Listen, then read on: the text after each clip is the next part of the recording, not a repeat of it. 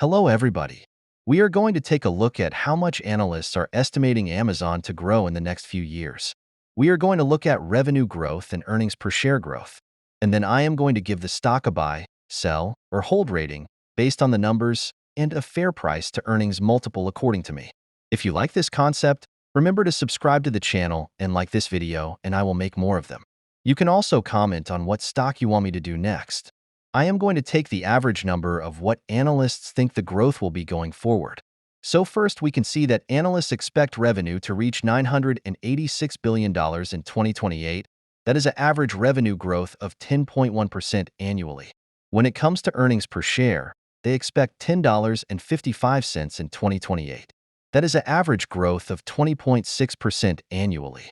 Amazon's stock price today in pre-market is $197. That means that if you buy the stock today, you are paying a price to earnings multiple of 18.7 for 2028 earnings if these assumptions come true. I think that is too cheap for a stock that are expected to grow pretty fast in the next years.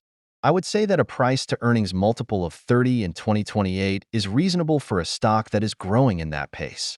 So if we take $10.55 times 30, we get a stock price of $316.50. That means we can expect a return of 61% if these assumptions come true. That is a compounded annual growth rate of 10%. According to me, that is a hold on today's expectations. I do not own shares of Amazon at the moment. I would like to have a bigger upside potential before buying Amazon. I think there are better opportunities in other stocks at the moment. Remember to do your own due diligence. Don't take this as investment advice, only for inspiration. Please subscribe, share, and like this video. Thank you for watching.